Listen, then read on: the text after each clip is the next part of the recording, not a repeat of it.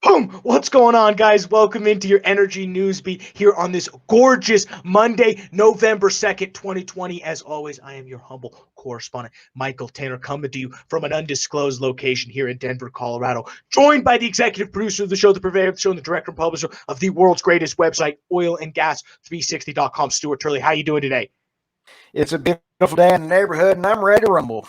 We have a great show for you guys lined up today. The market dynamics have just absolutely collapsed on us. We'll cover everything there. We've got some interesting stuff on the EMP news desk. Marathon comes out with earnings. Street liked it. Schlumberger sells their rod pump business. Dominion actually closes their deal. Rystad's got some interesting demand numbers. Stu's going to cover just one of the crazy stories on the international news desk when it comes to some of this oil production stuff. But first, guys, just check us out. Subscribe to this show on YouTube, and check us out on the world's greatest website, Oil and Gas 360. Whatever makes the algorithms go nuts, just do that, guys. Really appreciate all the support you guys give it.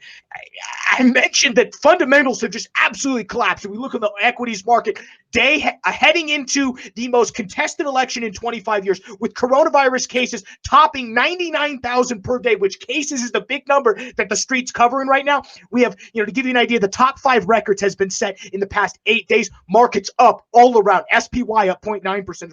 Nasdaq up basically flat, but about a tenth of a percentage point. Dow Jones up 1.3 percentage points, which is absolutely unbelievable. Some of the sentiment on the street outside of that really comes in the fact that they don't think there's going to be it's going to be a highly contentious election. They do think that we're going to know tomorrow who actually the president will become 2021. I'm not so sure about that, just depending on how this stuff will turn out. So, really that's the only reason you're short right now. That was kind of the sentiment on the street right now. But yeah, it's very interesting. I would have guessed today would have been completely bearish. I mean, the other side of the equation is oil was up 3.1 percentage points, which I can't find a bullish story for you other than the fact that this overall markets were up. Libya just is about to dump another 800,000 barrels onto the market. Stu's going to cover that.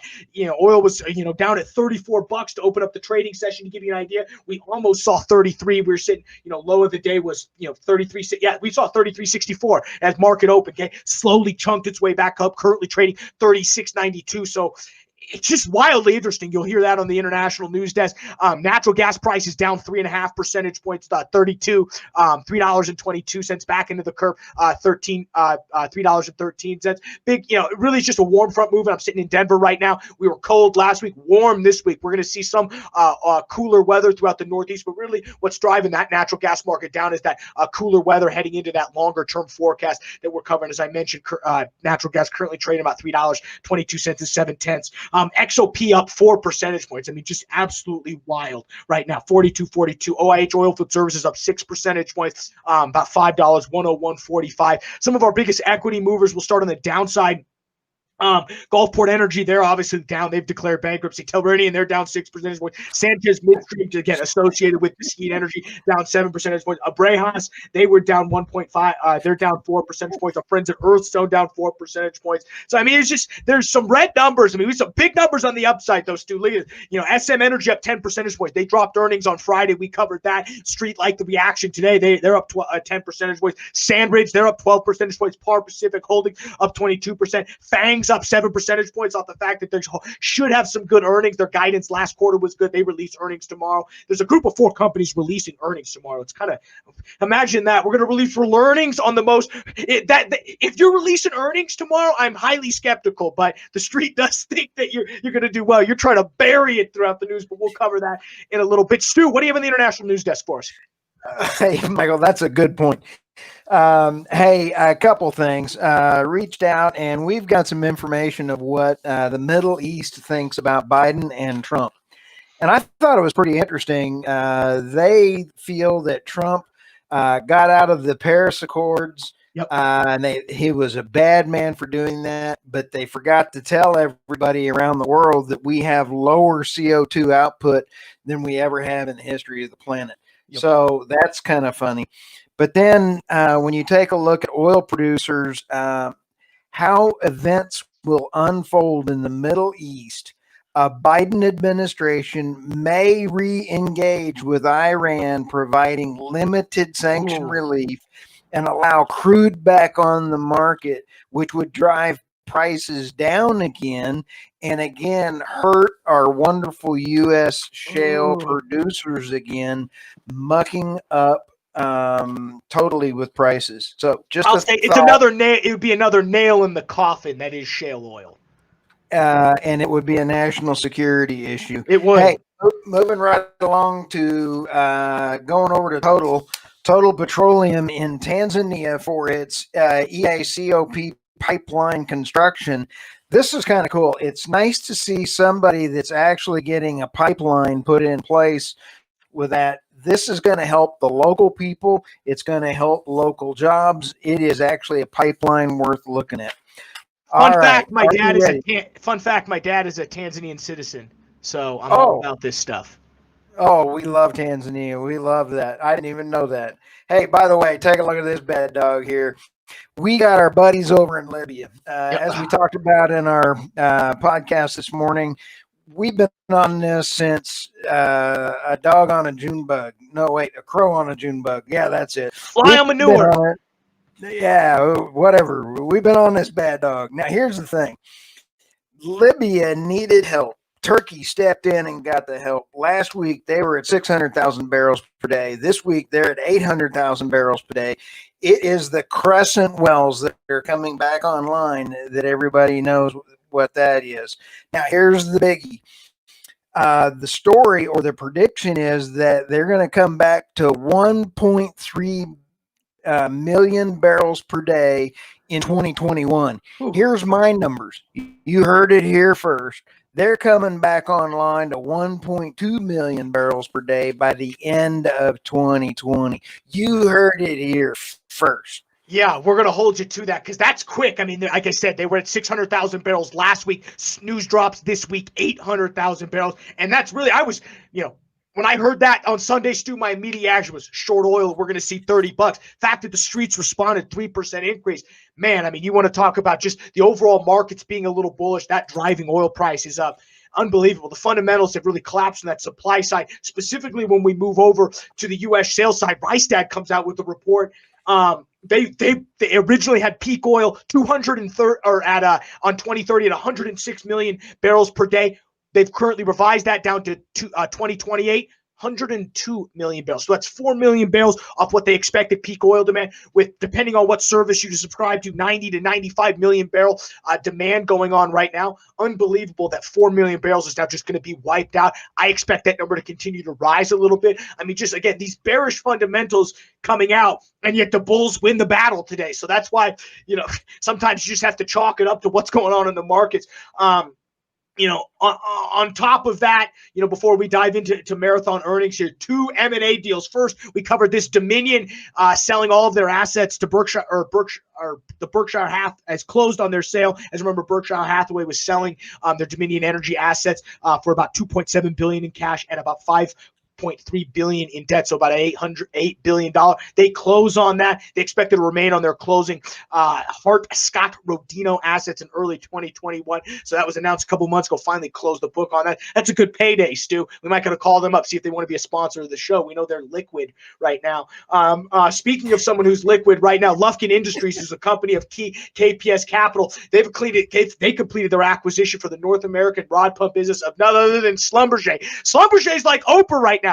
You get a business, you get a business, you get a deal, you get a deal. They are absolutely wheeling a deal. They go ahead and give away their fracking business once to Liberty about a couple months ago. Now all of a sudden they come around and turn their rod pump business. They're completely divesting from the U.S. oilfield services route, which is, I think, I don't know what to make of it. I think they obviously just think we're going to get our bread and butter, which is international. Big move for Schlumberger, Stu. What'd you think of this? I think they are running from the U.S. as fast as they possibly can, and they're going into all, like you just said, the international markets that they know best. They just kind of, close down. Lastly, on the news desk, there's a couple other things I want to hit.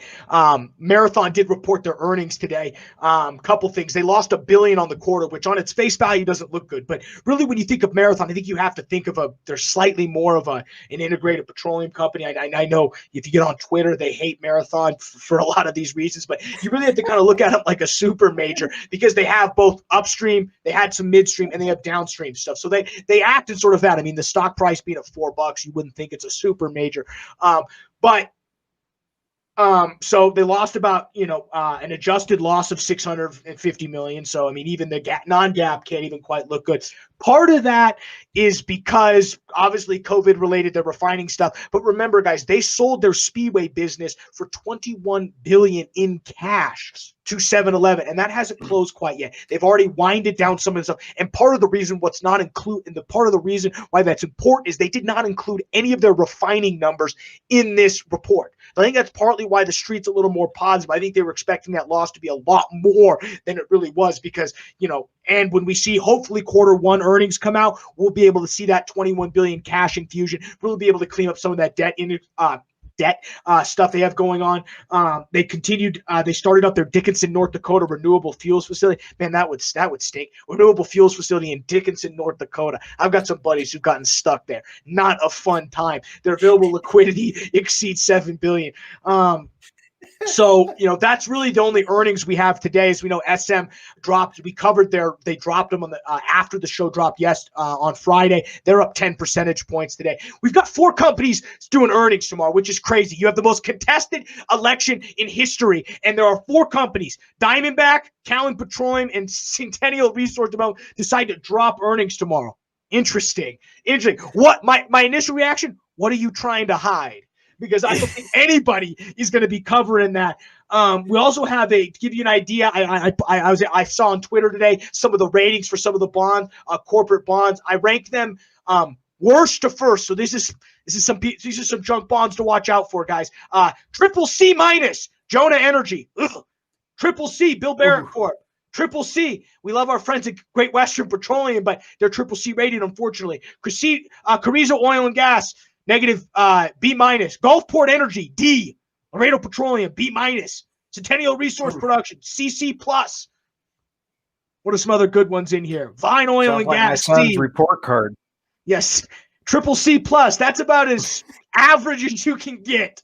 Ascent Utica Holdings. Comstock. We love those guys. B. Intero Resources B.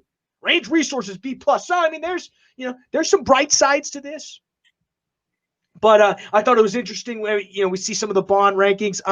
We also just remember last week we talked about David Fowler stepping down from the board. 2 Ring board members moving. One of them being David Fowler, who's also the president. I think some people will wonder, well, what does that mean? Only really because as you read more into the numbers, it's just because of the equity offering. When you offer that much equity, the guy wants a board seat. So who's got to get off? It's convenient. You might as well kick the president off the board. He's still involved with the company. Moving another independent director out doesn't look that good. So actually bringing another independent director actually looks good. Street like that a little bit. They were up a little bit today.